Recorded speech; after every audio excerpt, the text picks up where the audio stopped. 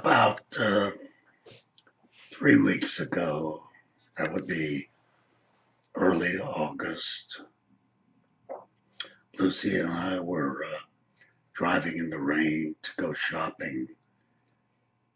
And I said, Lucy, when I was in New Mexico, I would look out over the desert. And when the rain came, it looked like a black curtain was moving across the desert floor. It was unusual, black rain, but somehow the desert gave it that appearance. And I loved watching it because, in addition, the desert floor had a lot of different color stones that sparkled and made it all very exciting and interesting. So Lucy said, "That's where the woman loved you." I was taken aback, and then I remembered, I'll have to tell you that story now. Let's begin back when I was a junior in medical school, St. Louis. And I needed a date for a fraternity dance. And somebody gave me a phone number. And I called and told her I needed a date for a fraternity affair. And she said, "I don't go to fraternity affairs." So we talked for a while, and she said, "Why don't you come visit me?" So I took a streetcar out to western parts of St. Louis and met this young lady, quite beautiful. And it was very exciting because the young girl I dated first 2 years at school was not much. And that was the beginning of a romance. We spent a lot of time together. She got the family car and we traveled around Missouri. Pretty soon, things got very close. And at the end of my junior year, I gave her an engagement ring. Family came down, mother and dad, I don't think Ev, and we had an engagement party at a hotel, and I was engaged to be married. In the beginning of my senior year, we got together again, of course, and we were dating pretty heavily. And one evening, as she drove me along, she used a family car.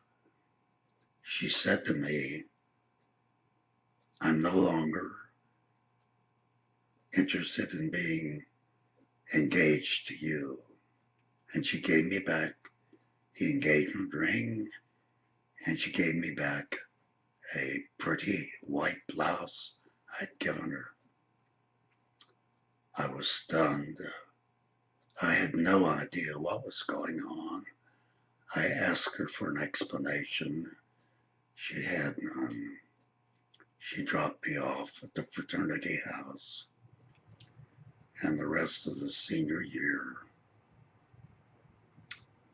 was a very sad one. The fellows at the fraternity house commiserated with me, told me she wasn't for me, and I was glad not to be engaged to her. As you might have realized, I thought there was something wrong with me. What had I done to someone I thought I loved dearly and wanted to marry, spend my life with?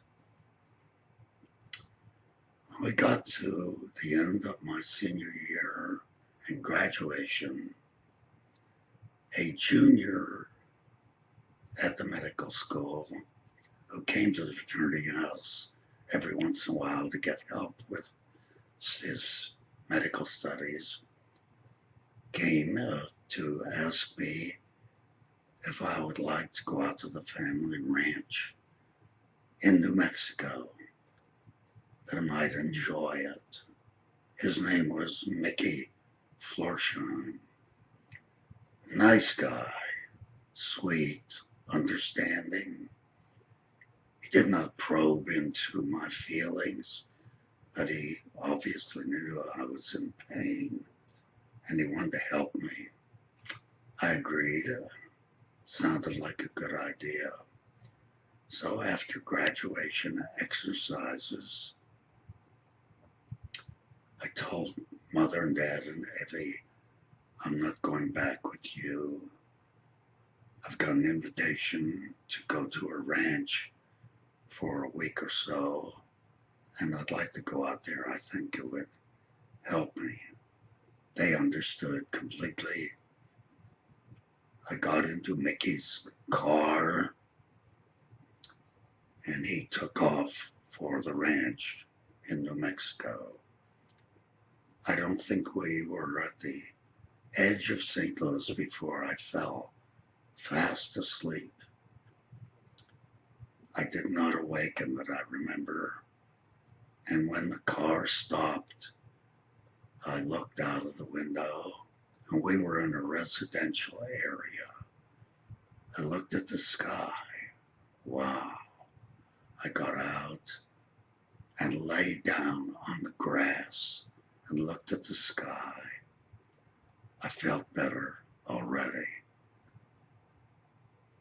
Mickey then explained we had stopped to pick up a professor at one of the local universities, and we were going to travel together.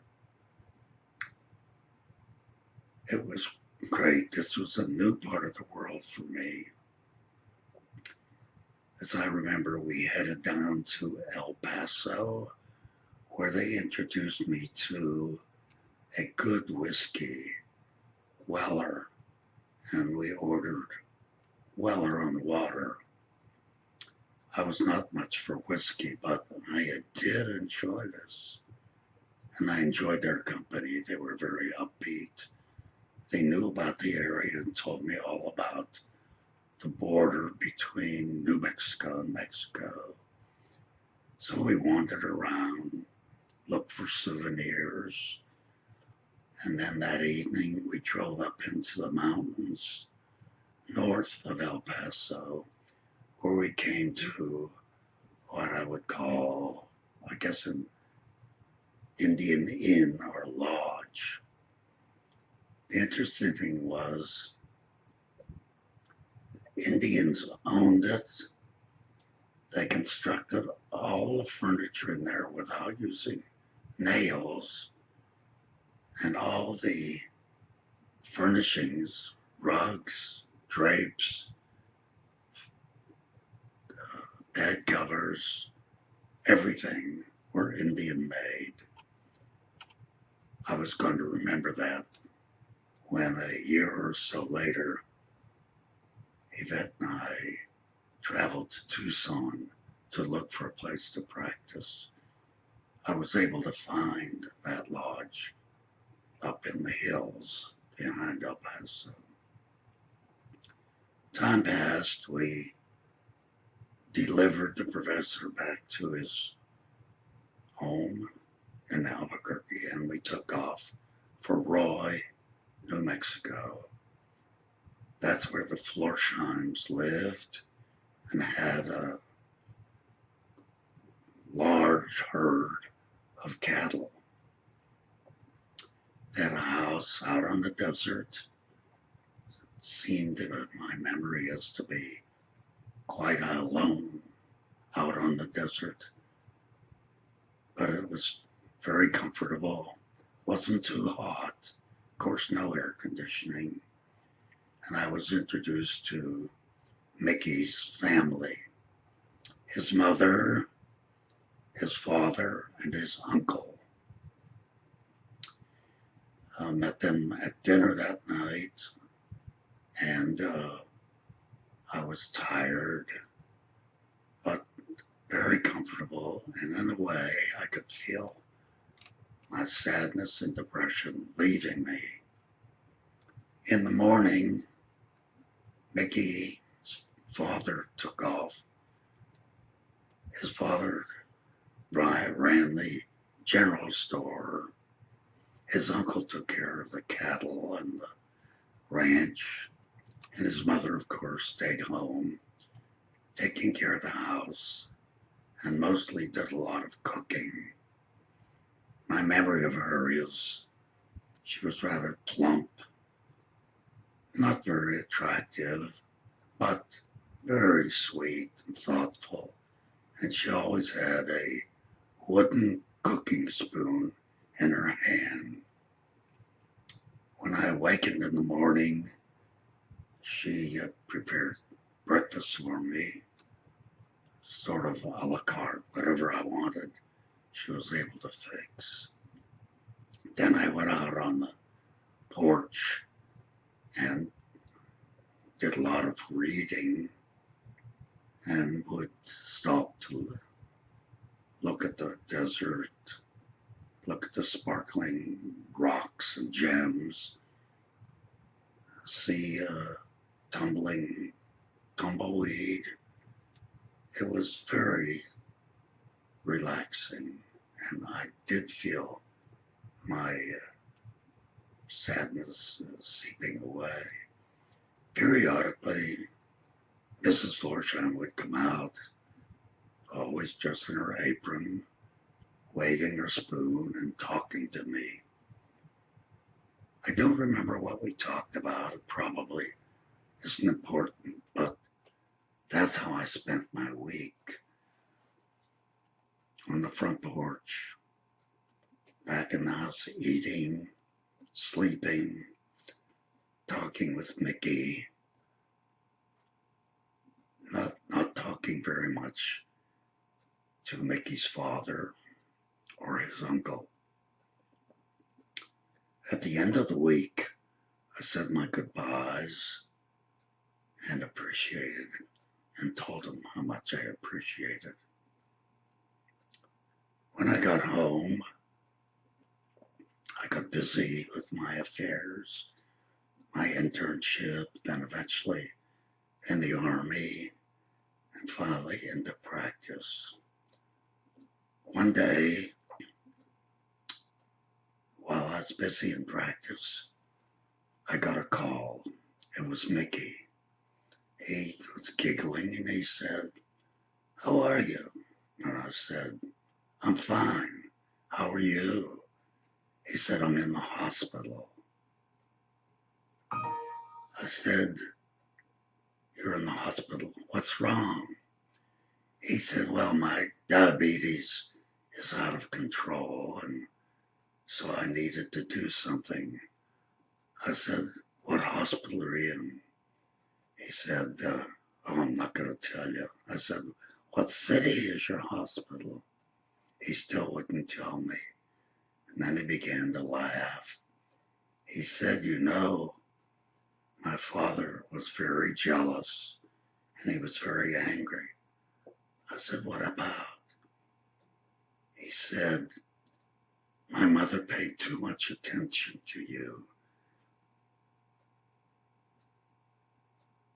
My father thought, I'll bet she's in love with you."